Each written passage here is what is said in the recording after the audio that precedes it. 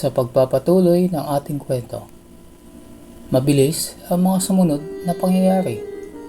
Nakatalikod na si Melissa at nakatukod ang dalawang kamay sa lamisita habang nasa likod niya ang binata.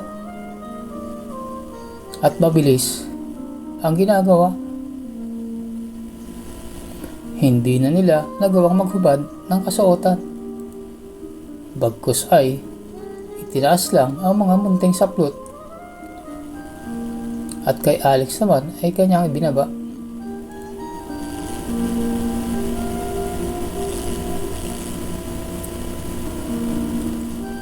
Sa susunod, mag-uusap na tayo, nakangiting sabi ni Melissa habang tinataas ang kanyang munting saplot. Tumango lang si Alex na nakatingin kay Melissa habang inaayos ang butones ng kanyang pantalon.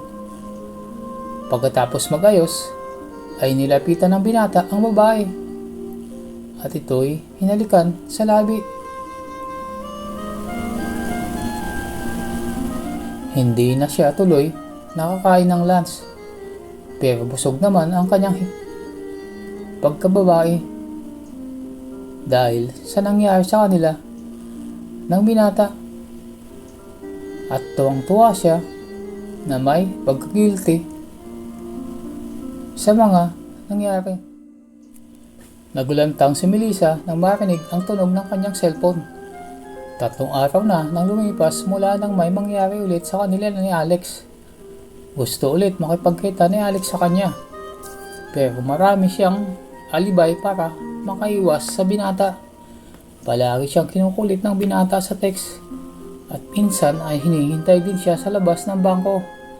Pero nagmatigas siya at sinabihan niya ito na wag muna siyang kulitin at kung magpupumilit ay tuluyan na siyang iiwasan. Musta? Ingat ka palagi. Miss na kita, Mel. Text ni Alex sa kanya. Hindi niya nireplyan at binalik niya ang kanyang atensyon sa ginagawa. Hindi na rin nangulit pa ang lalaki. Hindi na lang din nangulit na mag-text pa ulit si Alex dahil baka tuluyan na siyang layuan ng asawa ni Mike. Baka mapumnada pa ang plano niya. Iniisip din niya na i-blackmail ito pero sa huli ay mas ginusto niya at pinili na lang niya na akitin ito. Total ay bumigay na rin naman si Melissa sa kanya kaya konting pasensya pa. Isang gabi, kakauwi lang ni Alex galing sa pamamamasada nang biglang mag-ring ang kanyang cellphone. Laking tuwa niya nang makitang si Melissa pala ang tumatawag. Ilang araw na rin niya itong tinetext. Pag nasa trabaho ang babae, iniiwasan niya magparamdam dito pag alam niyang andyan si Mike dahil baka mabasa nito ang mga text na galing sa kanya.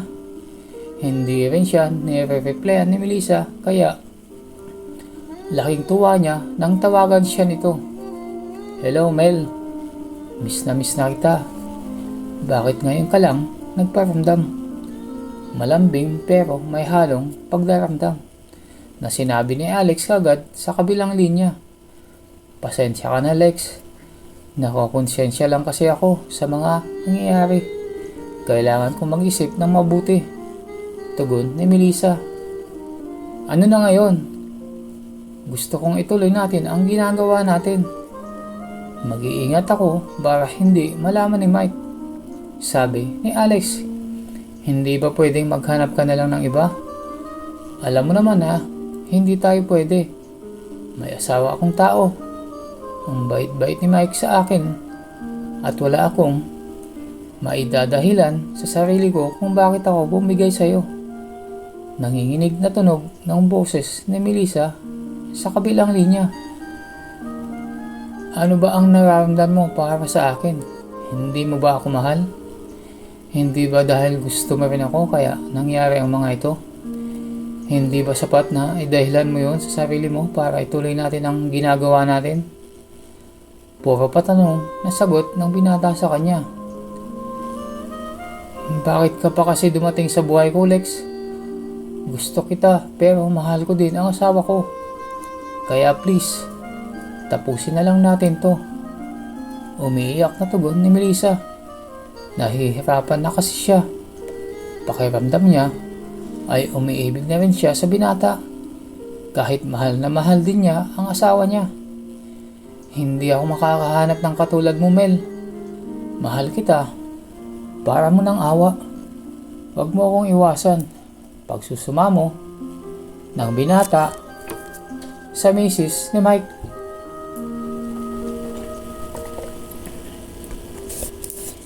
Ikaw ang gusto ko, Mel. Kahit ano gagawin ko. Mag-iingat ako para hindi malaman o mahalata ni Mike. Pangungumbinsi pa rin ni Alex.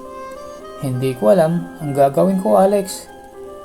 Pero sige, pansamantala papayag ako sa gusto mo. Pero ipangako mo, maghahanap ka pa rin ng babaeng para sa'yo. Babaeng wala kang kaagaw. Pumayag din si Melissa sa huli. Alam niya na sa sarili niya na mahihirapan din siyang tanggihan ang binata dahil hindi lang ang kanyang pagkababae ang pinasok nito, pati na rin ang kanyang puso. Oo, payag ako. Basta wag lang mawawala sa akin ngayon dahil hindi ko kaya. Walang kagatol-gatol na sagot ni Alex.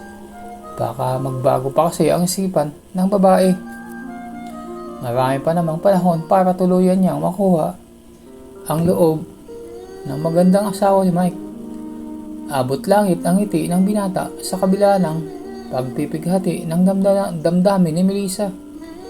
Naririnig niya sa kabilang linya ang paghikbi ng babae habang kinakausap siya. So ano na ang gagawin natin para hindi tayo mahuli? Baka ikamatay ng asawa ko pag nalaman niya ang pagtataksil ko. Ani ni Melissa. Nag-usap pa sila at plinano nila ang mga dapat gagawin.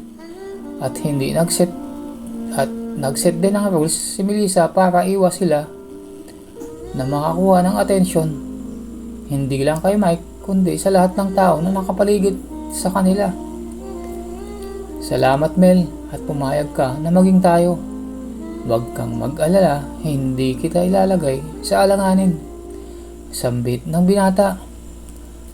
Gaga talaga ako at napapayag mo ako. Bakit ba kasi hindi kita mahindian? Sabi ni Melissa. Paano yan? Tayo na talaga. Walang bawian. Ha, Mel? Iingatan kita. Naniniguradong sabi ng binata. Oo, basta pag nakahanap ka na ng matinong babae para sa'yo, kailangan na nating putulin ang ating relasyon, ha? Ang sabi ng babae. Marami pa silang napag-usapan hanggang nagtanong si Alex. Asan si Mike? Saan ka ngayon, Mel? May binabalak na naman si Alex. Nasa bahay ako. Tulog na asawa ko kasi maaga siyang aalis bukas. Sige, Lex, matutulog na ako. Paalam ni Melissa. Teka, sandali lang, Mel. Pwede ba akong pumunta dyan ngayon? Singit ng binata. Ano ka ba? Katatapos lang natin mag-usap na kailangan natin mag-ingat. Inis na sagot ni Melissa. Sige na, good night. Sabay naputol ang linya. Hehehe. Sa susunod, hindi ka na makakatanggi, sabi ni Alex sa sarili. Bago makatulog ay maiging pinag-isipan ng binata ang mga susunod na gagawin para sa may bahay. Samantala si Melissa naman ay matagal din bago nakatulog dahil sa kaisip sa pinasukan niyang relasyon. Hindi muna nakipagkita si Melissa kay Alex ng mga susunod pang mga araw. Sa text at tawag sa telepono lang sila nag-uusap. Panay naman ang send ng binata ng mga sweet messages sa babae. At nagre-reply din si Melissa pero hindi siya nag-I love you kay Alex. Palagi siyang nilalambing ni Alex. At pag minsan, hindi makatulog si Melissa, ay lalabas ito ng kwarto at iiwanan ang tulog na asawa para lang tumawag sa boyfriend niya. Boyfriend, kahit may asawa na siyang tao. Napapailing si Melissa pag naiisip niya yun. Pero iba talaga ang thrill na hatid ng bawal na relasyon. Inip na si Alex sa kahihintay kung kailan sila magtatagpo ni Melissa. Parte kasi ng usapan nila na si Melissa lang ang magsasabi kung kailan sila pwede magkita. Gumawa rin siya ng sarili niyang hakbang, tulad ng palagi din niyang tinetext si Mike at kinukumusta para malaman niya ang lakad dito.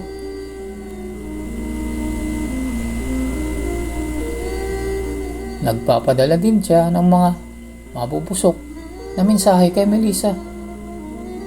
Baka sakaling bumigay at gumawa ng paraan para magkita sila. Ngunit sadyang maingat talaga si Melissa. Pero dumadating talaga ang pagkakataon dahil sa trabaho ni Mike na demanding sa oras, ay hindi talaga maiiwasan na minsan ay alanganin na siyang oras makakauwi. Han, baka alanganing oras na ako makauwi mamaya. May meeting kami mamayang gabi ng kliyente namin sa Cebu para maumpisa na ang construction doon. Mga 10 PM kasi ang meeting. Kasi busy din ang ibang kliyente, sabi ni Mike habang nagbibihis papuntang opisina sa Makati. Ganun ba? Tawagan mo ako pagkatapos ng meeting nyo, ha? Hihintayin kita. Tunog paglalambing na sagot ni Melissa. Wag na, Han, mapupuyat ka lang. May pasok ka pa. Sagot ng mister niya. Naunang umalis si Mike kaysa sa misis niya araw-araw. Dahil sa Makati pa ito, pumapasok tala ang sasakyan. Pagkatapos na nila ni Alex na magkita kahit saglit, ang unang pumasok sa isipan ni Melissa. Kaya nang umalis si Mike ay agad na tinawagan ito si Alex. Matagal-tagal na rin kasi mula nang huli silang magtakpo. Hi Lex, puntahan mo ako rito sa mall sa tapat ng bangko. Mamaya after ng work ko, sabi ni Melissa. Oo, buti naman. Nagkaroon ka na rin ng panahon sa akin. Saan mo gustong pumunta mamaya? Excited na sagot ni Alex. Doon na lang tayo sa bahay mo. Para safety. Bibili na lang ako ng pagkain natin sa mall. Para sabay na tayong maghapunan. Okay lang ba sa'yo, ani ni Melissa? Sige, ikaw ang bahala. Excited na akong makasama ka. Miss na kita. Natutuwang sabi ng binata. Kinagabihan, bumili muna ng pagkain si Melissa bago niya tinawagan si Alex na nasa labas na pala, kaya mabilis silang nakalis papuntang bahay ng binata. Pagpasok pa lang nila sa loob ng bahay ay agad sinunggaban ni Alex ang mga labi ng may bahay at agad silang nagyakapan. Matinding halikan ang nangyari at hindi alam ng binata kung saan ang unang kakapain sa may bahay. Alas 10 na ng gabi natapos ang kanilang bakbakan. Sabay uli silang naligo at nagsabunan ng katawan. Ihirit pa sana si Alex pero gusto nang umuwi ni Melissa. Baka kasi mabilis lang ang meeting ni Mike at baka malaman nito na may iba rin pala siyang meeting na pinagkaabalahan. Hinatid na siya ni Alex pauwi gamit ang tricycle nito. May single na motor ang binata pero takot si Melissa na makita ng mga kakilala na nakaangkas siya. At para mas safe na rin silang makauwi sa daan, tahimik lang si Alex at Melissa sa paglalakbay. Mabilis ang takbo ni Alex kaya mabilis lang silang nakarating sa lugar ni Melissa. Pero imbis na hinto siya ni Alex sa tapat ng bahay, ay dumiretso ito sa pangalawang kantong na madilim at wala nang bahay halos. Alex, ano na naman? Baka pauwi na si Mike, nasabi niya sa binata. Nakangisi lang ang binata. Pumunta sila sa isang abandonadong bahay. Actually, parang hindi na rin ito bahay kasi nasunog ito dati at po mga dingding at semento na lang ang nakatayo. At may bakod din ito na semento pero wala nang gate. Niwala na rin itong bubong. Pinasok ni Alex ang tricycle sa loob ng bakod pagkatapos ay pinatay ang makina. Lumabas si Melissa sa loob ng tricycle at nakapamaywang na hinarap ang katipan. May bala ka na naman no? Nakakadalawa ka na nga kanina. May halong inis na sinabi sa lalaki. Saglit lang tayo, Mel. Mabuti pa, tawagan mo muna si Mike. Agad tinext ni Melissa ang kanyang asawa. Hindi na siya tumawag dahil baka nasa meeting na ito. Nag-reply naman agad si Mike na ongoing na ang meeting nila. At hindi niya alam kung matatapos ba agad kaya napanatag si Melissa at hinarap ang kalaguyo.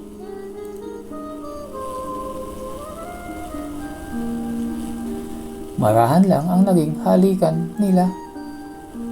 Mahihinang sip-sip ng mga labi.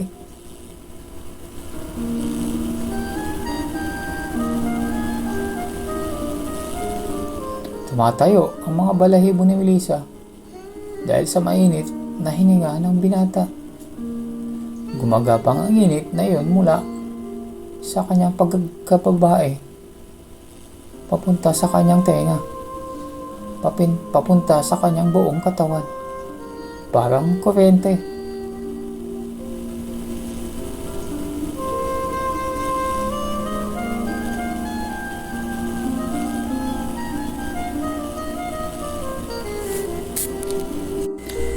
Alas 10 na ng gabi natapos ang kanilang bakbakan. Sabay uli silang naligo at nagsabunan ng katawan. Ihirit pa sana si Alex pero gusto nang umuwi ni Melissa. Baka kasi mabilis lang ang meeting ni Mike at baka malaman nito na may iba rin pala siyang meeting na pinagkaabalahan. Hinatid na siya ni Alex pauwi gamit ang tricycle nito. May single na motor ang binata pero takot si Melissa na makita ng mga kakilala na nakaangkas siya. At para mas safe na rin silang makauwi. Sa daan, tahimik lang si Alex at Melissa sa paglalakbay. Mabilis ang takbo ni Alex kaya mabilis lang silang nakarating sa lugar ni Melissa. Pero imbis na hinto siya ni Alex sa tapat ng bahay, ay dumiretso ito sa pangalawang kantong na madilim at wala nang bahay halos. Alex, ano na naman? Baka pauwi na si Mike, nasabi niya sa binata. Nakangisi lang ang binata. Pumunta sila sa isang abandonadong bahay. Actually, parang hindi na rin ito bahay kasi nasunog ito dati at po mga dingding at semento na lang ang nakatayo. At may bakod din ito na semento pero wala nang gate. Niwala na rin itong bubong.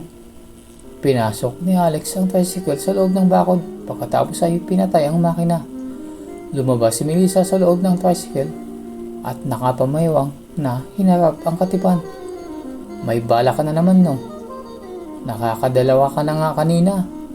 May halong inis na sinabi sa lalaki. Saglit lang tayo, Mel.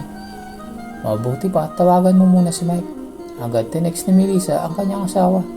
Hindi na siya tumawag dahil baka nasa meeting na ito. Nag-reply naman agad si Mike na ongoing na ang meeting nila. At hindi niya alam kung matatapos ba agad kaya napanatag si Melissa at hinarap ang kalaguyo.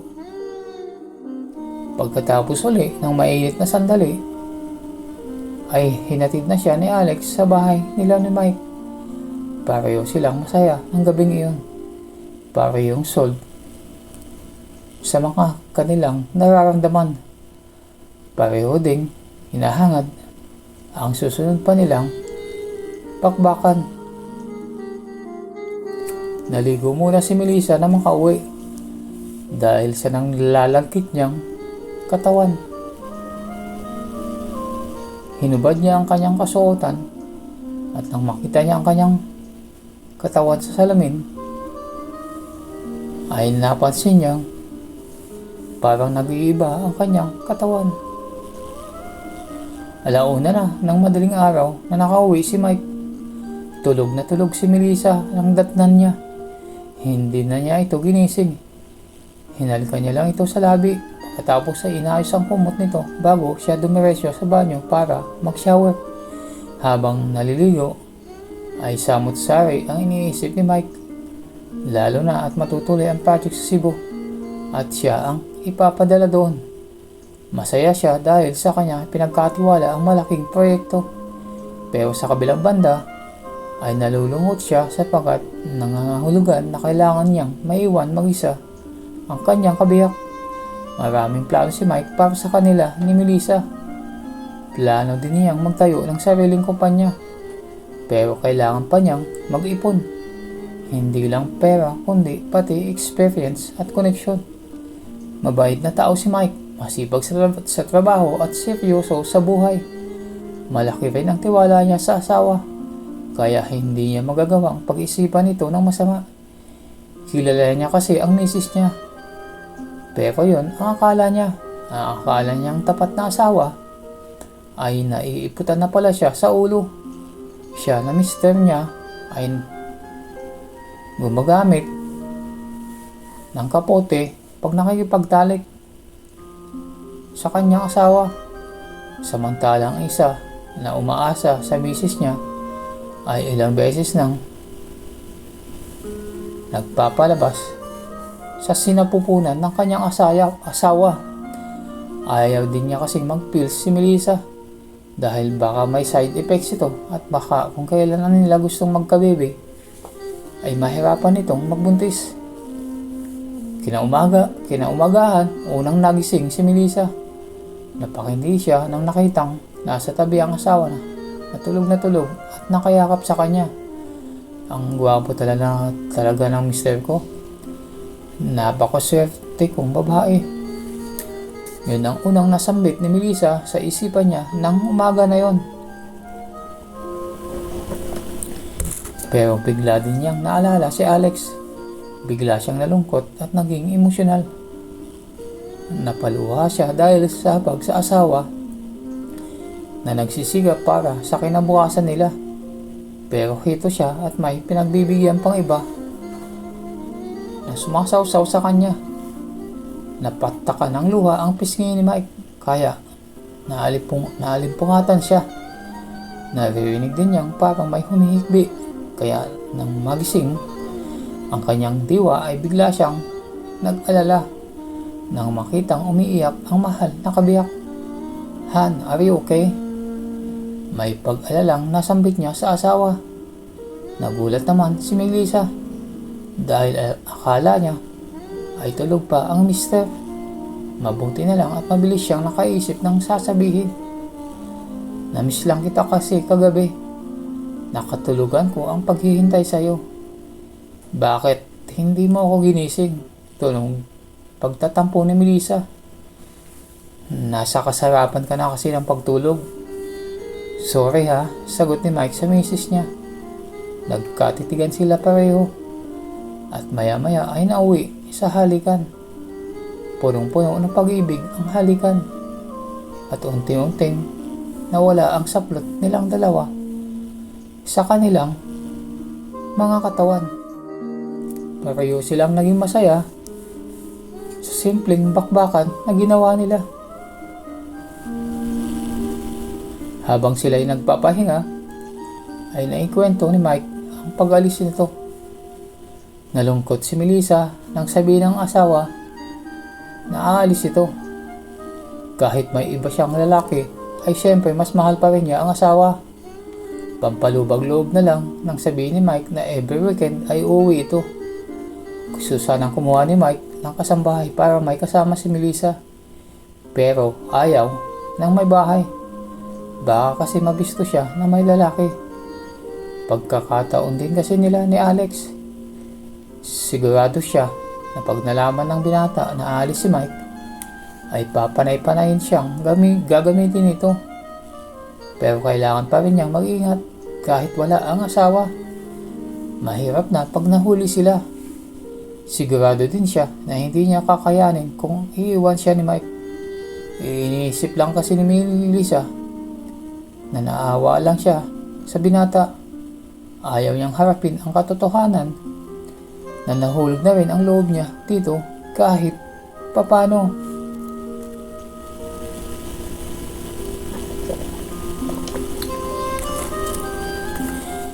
May mga ilang linggo pa bago mag-umpisa ang proyekto sa Cebu.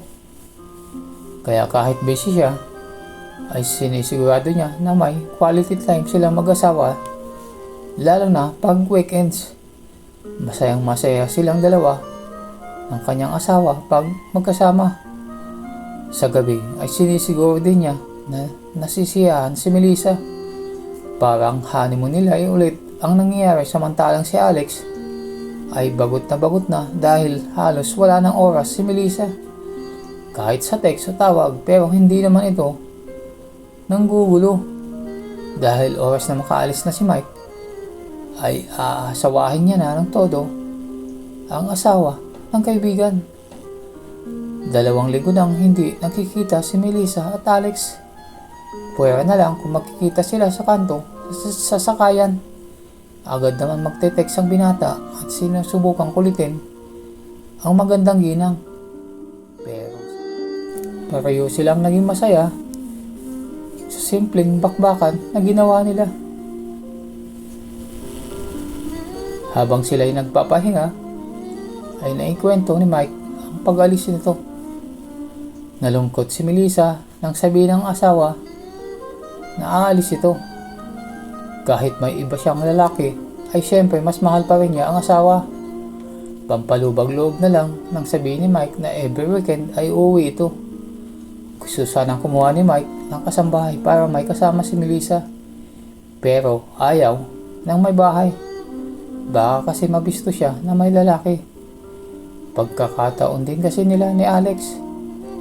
Sigurado siya na pag nalaman ng binata na aalis si Mike, ay papanay-panayin siyang gagamitin ito.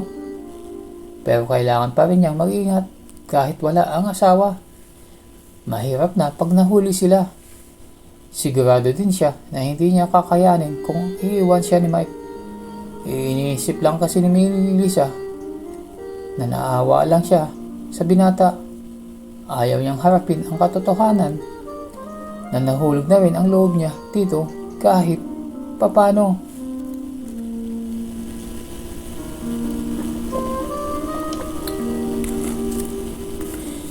May mga ilang linggo pa bago mag-umpisa ang proyekto sa Cebu. Kaya kahit busy siya, ay sinisigurado niya na may quality time silang mag-asawa, lalo na pag weekends. Masayang masaya silang dalawa ng kanyang asawa pag magkasama. Sa gabi ay sinisiguro din niya na nasisiyahan si Melissa. Parang honeymoon nila ay ulit ang nangyayari, samantalang si Alex ay bagot na dahil halos wala ng oras si Melissa. Kahit sa text o tawag, pero hindi naman ito nanggugulo. Dahil oras na makaalis na si Mike, ay aasawahin niya na ng todo ang asawa ng kaibigan.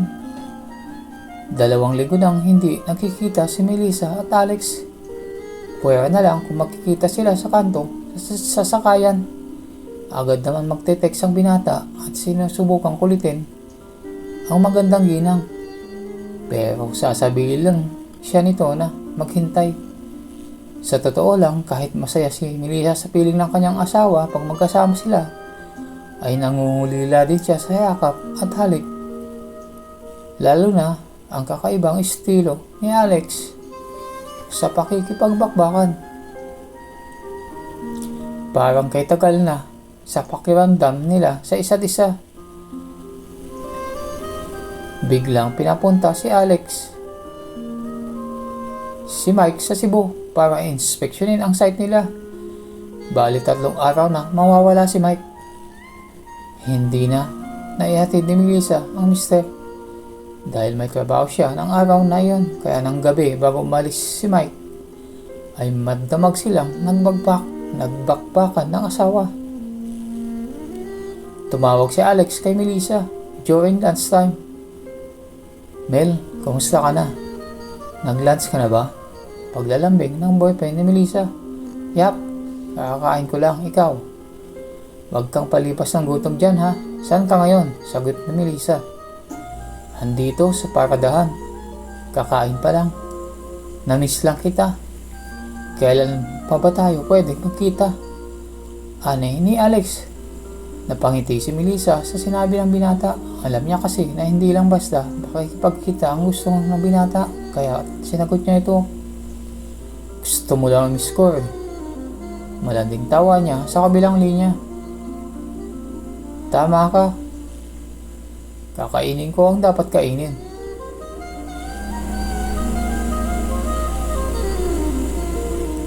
Kahit nababastusan si Melissa, ay tumawa pa rin ito. Lex, tatawagan na lang kita. Mamaya ha, back to work na muna ako. Yun lang isinagot niya sa binata.